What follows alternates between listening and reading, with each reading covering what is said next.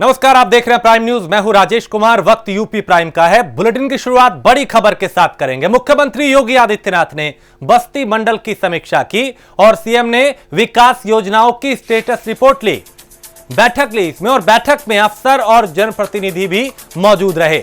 Video conferencing के जरिए यह बैठक हुई। चूंकि मुख्यमंत्री लगातार एक्टिव है और प्रदेश के अलग अलग जिलों की, मंडलों की समीक्षा कर रहे हैं, जमीनी हालात को समझ रहे हैं, विकास कार्यों की प्रगति रिपोर्ट को देख रहे हैं कि अब तक काम कहां तक पहुंचे और उनको कितनी रफ्तार देने की तैयारी करनी होगी। तो सीएम ने विकास योजनाओं की यह बैठक ली, समीक्षा की। बैठक में अफसर और जनप्रतिनिधि मौजूद रहे। मुख्यमंत्री इससे पहले भी लगातार एक्टिव हैं और प्रदेश के अलग अलग मंडलों में, जिलों में वहां की समीक्षा कर रहे हैं। वो कोरोना को लेकर भी एक्टिव रहे, बाढ़ को लेकर भी, और अब विकास कार्यों को लेकर भी उनकी गंभीरता नजर आती है। कोशिश यही कि लोगों को सहूलियत मिले और उनकी परेशानियों को कम किया जा सके।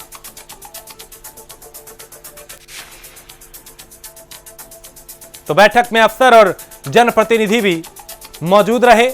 इसमें फीडबैक लिया गया, समीक्षा की गई।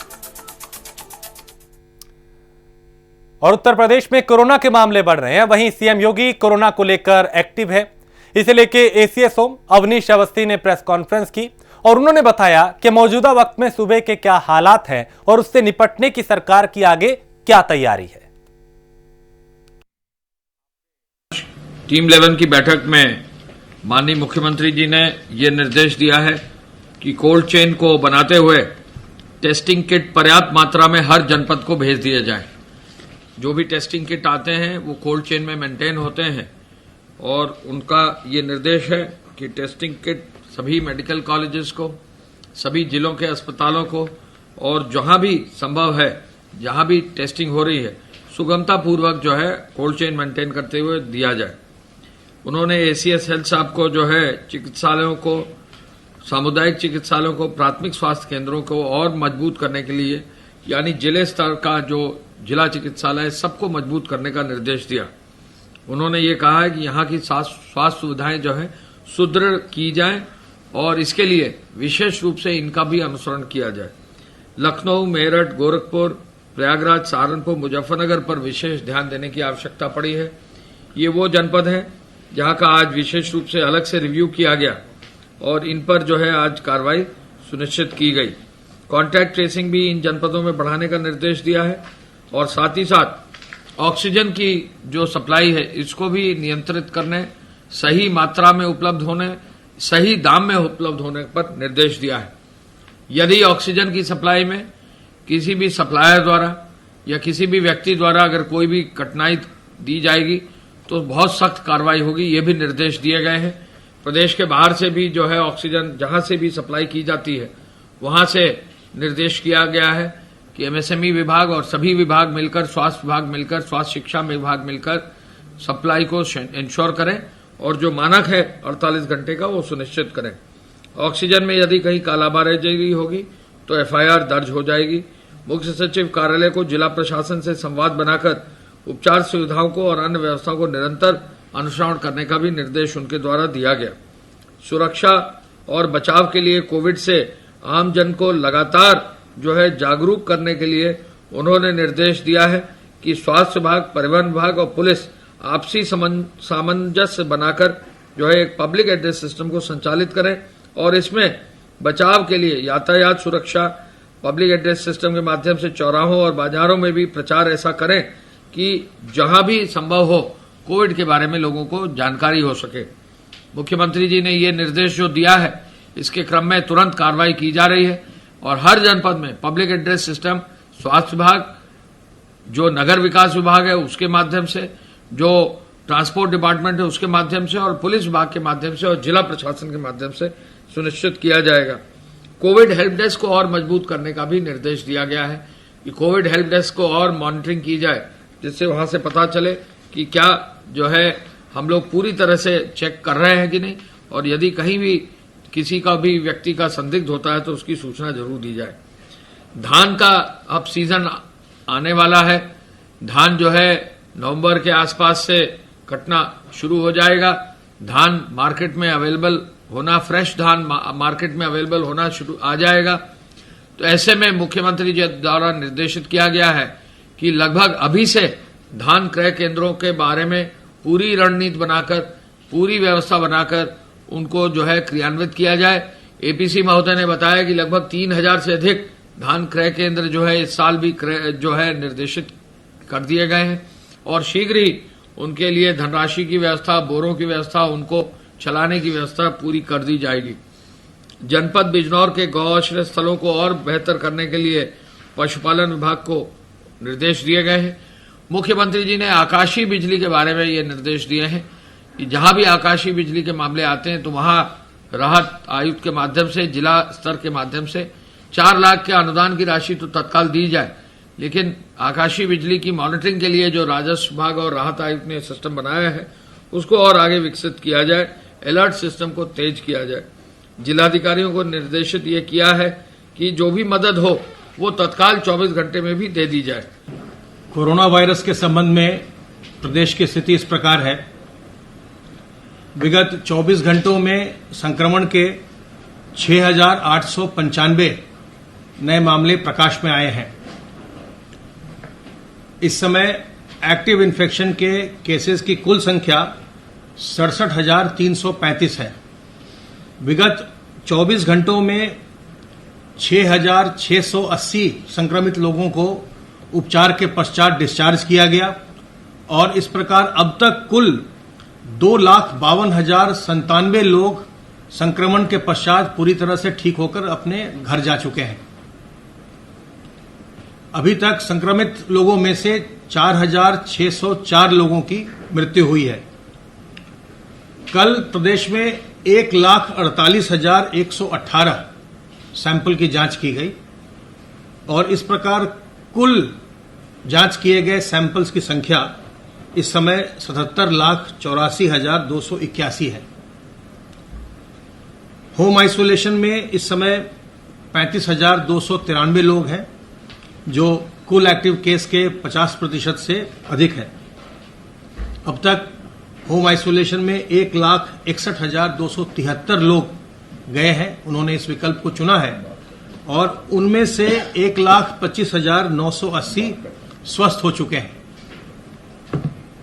सर्वेलेंस की गतिविधि के अंतर्गत 1,04,956 इलाकों में 3,52,282 टीम दिवस के माध्यम से कुल 2,33,64,211 घरों को सर्वेलेंस की गतिविधि में लिया गया है और इनमें 11,62,99,938 लोग रहते हैं।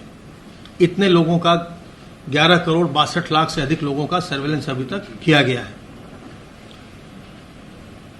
64,453 अब तक कोविड हेल्प डेस्क बन चुके हैं और इन कोविड हेल्प डेस्क के माध्यम से, इनके सहयोग से 7,48,354 लक्षणात्मक व्यक्तियों का आइडेंटिफिकेशन किया गया, उनकी पहचान की गई है।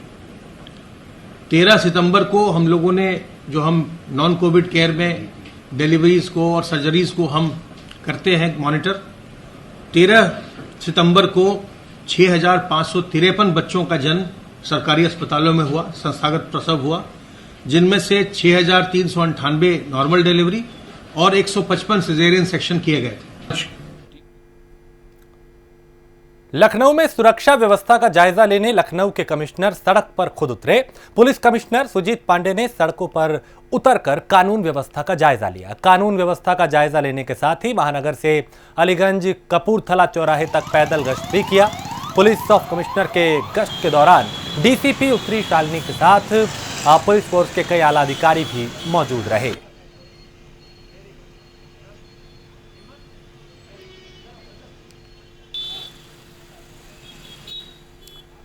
तो पुलिस कमिश्नर यहां खुद एक्टिव हैं और सड़क पे उतर के कानून व्यवस्था का जायजा लेते हुए नजर आए। उनके साथ कई आला अधिकारी भी मौजूद रहे।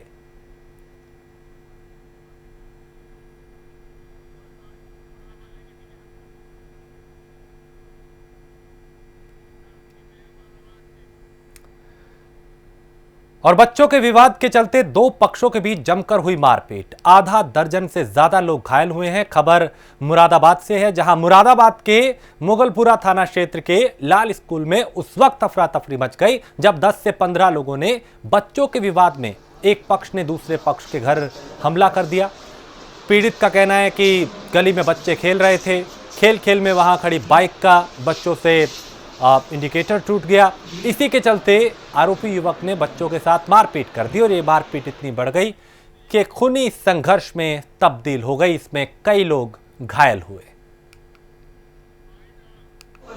मामला मुझे नहीं पता, झगड़ा हो रहा था, मैं देखा बीच बचाव में गया, उनके हाथ में तमंचे थे, बड़े थी, कोई शरीर चिकन वाला है मुंडा करके, उसके हाथ में भी तमंचा, उनने मेरे सर पे आ जाते ही बट मारी और मैं खाते पता नहीं सर ये मारे क्या मारा है। मेरा एक्सपोर्ट बिजनेस है, मेरा झगड़े किस बात को लेकर हुआ था? झगड़े की नहीं पता मुझे, झगड़े की नहीं पता मुझे किस बात को, बिना वजह हमारा झगड़ा हो रहा था भैया का हमारे, मैं भी गया तो पता नहीं किस बात को लेकर हुआ। हम वापस आ रहे थे, लोगों ने भी बचाव कर दिया, पीछे से वो एकदम आए, बैठने थे, तमंचे थे, छुड़ियाँ थी, उन्होंने एक ने मेरे तमंचा मुखी बैठ मारी, एक ने बैठ मारी। नियमों को ताक पर रख फायर एनओसी के मामले में जांच तेज हो गई है। फायर एनओसी घोटाले में एंटी करप्शन की टीम नोएडा पहुंच गई और विभाग के डिप्टी एसपी अपनी टीम के साथ जांच करने के लिए फायर ऑफिस पहुंचे। बता दें कि पिछले साल पैसे लेकर एनओसी देने के मामले में फायर डिपार्टमेंट में बड़ा घोटाला सामने आया था। पिछले साल इस मामले में एफएसओ कुलदीप कुमार को पैसे लेकर एनओसी देने के मामले में गिरफ्तार किया गया था।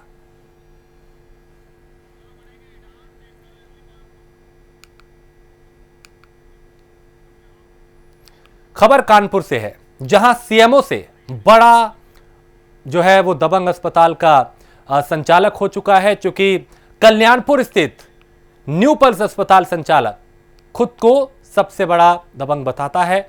सीएमओ के आदेश के बाद अस्पताल का लाइसेंस निरस्त हुआ है। कार्रवाई के बाद भी बेखौफ होकर यह अस्पताल चल रहा है। सीएमओ के आदेश के बाद भी अस्पताल सील नहीं हुआ है।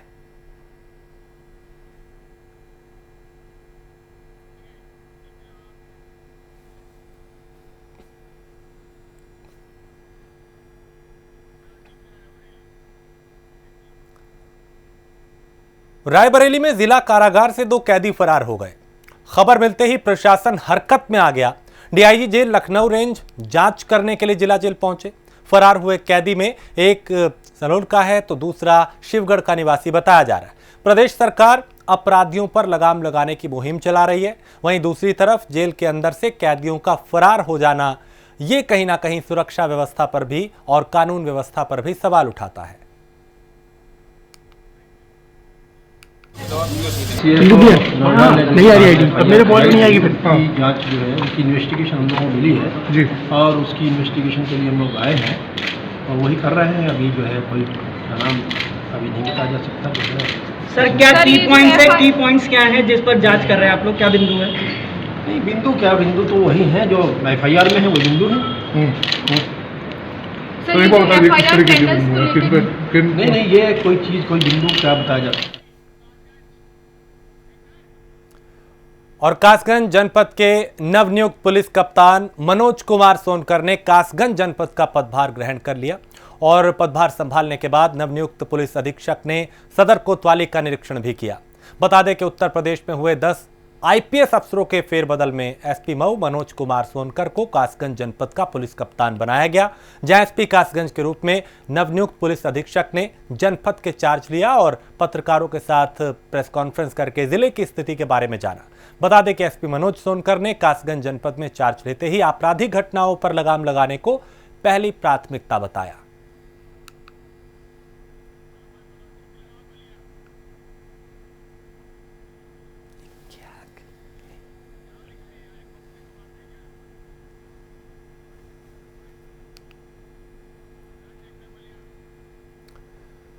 बलिया में दिन दहाड़े गैंगरेप की घटना को अंजाम दिया गया। लड़की हाथ जोड़कर बड़े भाई कहकर अपनी आबरू की भीख मांगती रही, लेकिन दरिंदों ने उसकी एक न पहले लड़की को मारा पीटा गया, फिर उसके साथ हैवानियत की गई और बाकायदा इस हैवानियत का वीडियो बनाया गया। इन दरिंदों में ना पुलिस का डर है, ना प्रशासन का, ना कानून का। मारा तो यार कम हुआ गाला बिना मानिया संसोई नंबर फोन करा मैं के फोन कर मैं कहूंगा के फोन कर भैया प्लीज हम तो पैर पर तो जब बोल रहे हैं भैया मैंने कौन छे नहीं रुको जी रुको बोल रहे हैं कि चुप तो ये लड़की रहम की भीख मांगती रही अपनी आबरू के लिए, लेकिन ये दरिंदे इंसान की शक्ल में ये मारा तो यार कम भेड़िए बिना मानिया संसोई नंबर फोन करा मैं के फोन कर जो उसकी आबरू से भी खेलते रहे और वीडियो भी बनाते हैं। भैया मैंने कौन छे नहीं रुको जी रुको बोल रहे हैं कि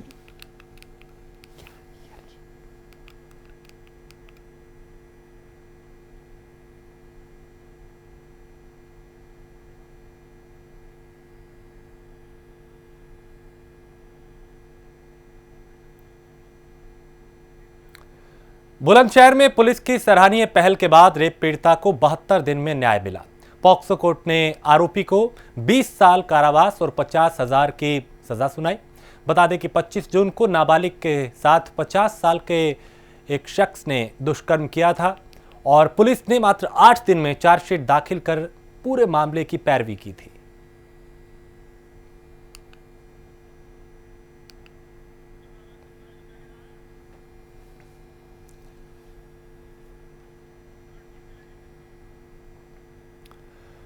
भ्रष्टाचार के खिलाफ सीएम योगी के कड़े रुख के बाद भी कई भ्रष्ट अधिकारी नियम कानून पर पलीता लगाने से बाज नहीं आ रहे। भ्रष्टाचार का नया मामला चंदौली के बरहनी ब्लॉक से सामने आया, जहां स्कूल में बच्चों की ड्रेस को लेकर जमकर लीपापोती हो रही है। चलिए दिखाते हैं आपको कि आखिर पूरा मामला क्या है।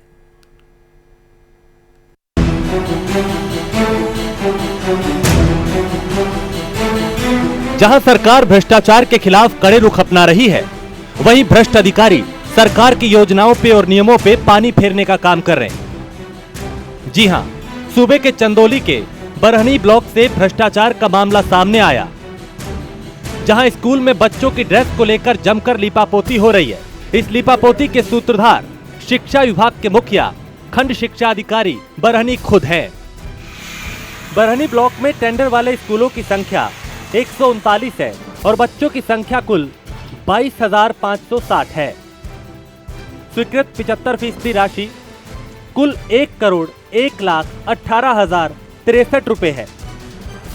बता दें कि जितने भी स्कूलों पर 1 लाख से अधिक के ड्रेस वितरित होते हैं, वो विद्यालय चाहे कंपोजिट हो, चाहे प्राथमिक या पूर्व माध्यमिक, उनके प्रिंसिपल के द्वारा वहां ड्रेस के टेंडर निकाले जाते हैं, जो पूरे नियम से होते हैं।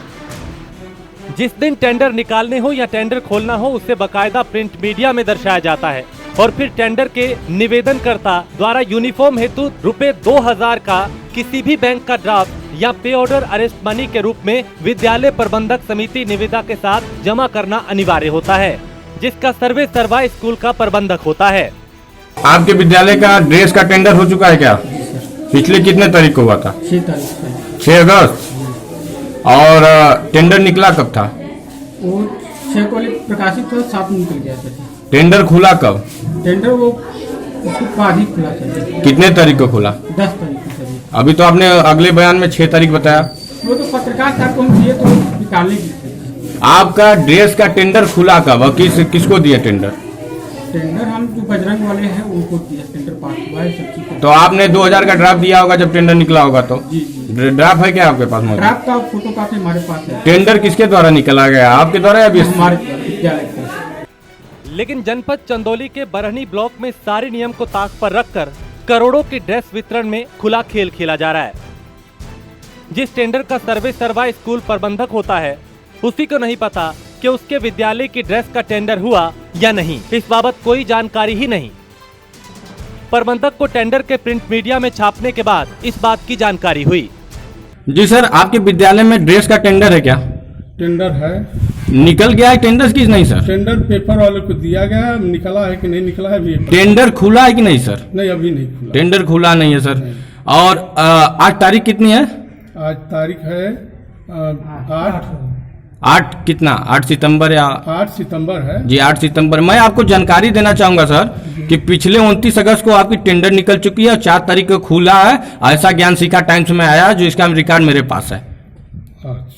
और आपको इसकी जानकारी नहीं है? तो क्या ये बीएससी के द्वारा निकाला गया है क्या टेंडर? ये बीआरसी पर निकाला गया है, बीआरसी के द्वारा। बीआरसी के द्वारा। हद तो तब हो गई जब हमारे रिपोर्टर द्वारा निविदा की प्रिंट मीडिया की कॉपी प्रिंसिपल को दिखाई गई। तब जाकर उन्हें पता चला कि उनके विद्यालय का टेंडर बकायदा 29 अगस्त से 3 सितंबर तक निविदा के फॉर्म आमंत्रित किए जाएंगे और 4 सितंबर को टेंडर खोला जाएगा। और इस बात की खबर स्कूल प्रबंधक को 9 सितंबर तक नहीं चली। जिसको टेंडर देना हो, खुलवाना हो, या उसी को नहीं पता कि उसका टेंडर 2 हफ्ते पहले जमा कर दिए गए और 1 हफ्ते पहले खोलकर टेंडर भी किसी को दे दिया गया। इस पर बात करते हुए प्रबंधक ने बताया कि सारे टेंडर एक साथ ABSA बरहनी द्वारा कराया गया, जिसका हम लोगों को पता नहीं है। उनको कैसे नहीं पता है ये हम नहीं बता सकते हैं। ये जो पेपर वाला निकाले हैं, जो पत्रकार निकाले हैं, उनका टेंडर वो बता सकते हैं और जो वहाँ का प्रबंधक ही बता सकता है। ये प्रबंधक का तो आरोप है कि सर प्रिंट मीडिया में जब निकला है तो शायद पता चला है, किसी लोगों के द्वारा पता चला, उनको पता ही नहीं है इस बात की। तो ये तो पेपर वाले ही बता सकते हैं, जो पेपर वाले निकाले हैं। मैंने कल संज्ञान में आया था तो ज्ञान सीखा और एक पेपर वाले और निकाले हैं, वो लोग बता सकते हैं कि उनका टेंडर कैसे उनके बिना उसका निकल गया। जो तो प्रबंधक का आरोप है कि BRC द्वारा ही एक साथ ही करा दिया गया है सबका। BRC द्वारा कोई नहीं करा है, BRC का इसमें कोई लेना देना नहीं है। BRC जानती है जो है वो जो संबंधित जो पत्रकार जो है जो पेपर वाले निकाले हैं वो जो प्रबंधन के बीच का मामला है। वहीं सारे प्रकरण पर जब हमारे संवाददाता ने ABSA राकेश सिंह से बात की तो पहले तो उनके द्वारा हमारे संवाददाता पर धोस जमाई गई कि हम बात नहीं करेंगे, इसमें मेरा योगदान नहीं, तुम फर्जी रिपोर्टर हो, तरह तरह की बातें की गई।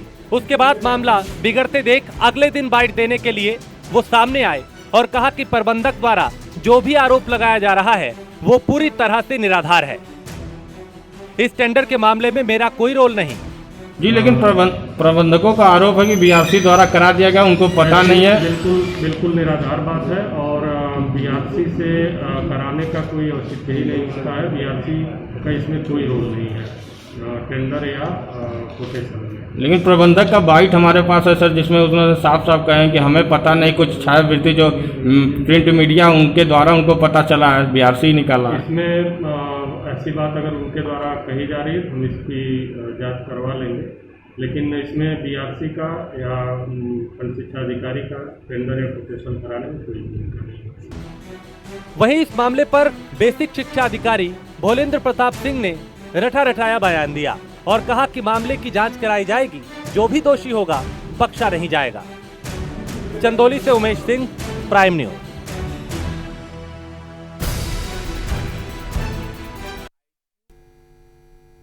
संत कबीर नगर में लाखों के घोटाले की शिकायत लेकर फरियादी DM दफ्तर पहुंचा। ग्राम प्रधान और ग्राम पंचायत अधिकारी पर लाखों रुपए का गबन का आरोप भी लगाया। शिकायतकर्ता ने शपथ पत्र के साथ शिकायत की है और शिकायतकर्ता अली हुसैन ने निष्पक्ष जांच और कार्रवाई की मांग की। वहीं DM ने कार्रवाई का आश्वासन दिया है। भानपुर में कोई विकास नहीं हुआ। विकास के नाम पे सेक्रेटरी और प्रधान जो है लाखों रुपए का जो है घोटाला किया, और जबकि आने जाने की हर चीज़ की ग्रामीणों को दिक्कत है, सब परेशान हैं। पर ग्राम प्रधान अपना जगह पे रहते नहीं, बम्बई रहते हैं, और उनके कोई आदमी से कुछ भी पूछो कोई जवाब नहीं देते। कोई काम करने के लिए, कराने के लिए, दस्तखत कराने के लिए राजी नहीं होते। तो आज DM साहब के वहाँ क्या मांगे हैं? DM साहब के हम यही मांगे हैं कि जो है हमारे गांव में निष्पक्ष जांच होनी चाहिए। शाहजहांपुर में पुलिस की मौजूदगी में युवक की बेरहमी से पिटाई का वीडियो सोशल मीडिया पर वायरल हो रहा है। मामला शाहजहांपुर के सदर बाजार थाना क्षेत्र के लाल इमली चौराहे का है। वीडियो में कुछ युवक एक युवक को बेरहमी से लात घूंसों से पीटते हुए नजर आ रहे हैं, वो भी पुलिस की मौजूदगी में।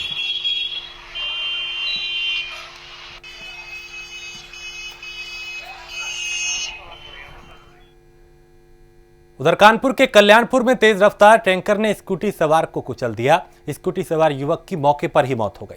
घर से किसी काम के लिए यह युवक निकला था। युवक की मौत से परिवार में मातम पसरा हुआ है।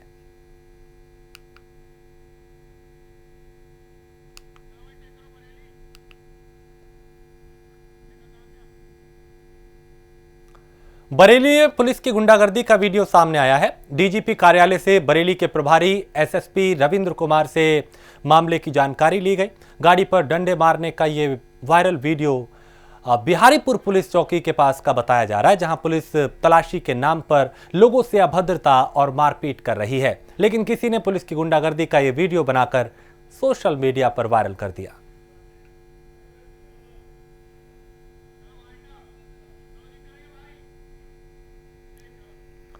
और इसी के साथ इस बुलेटिन में इतना ही। देश प्रदेश की बाकी खबरों के लिए आप देखते रहिए प्राइम न्यूज।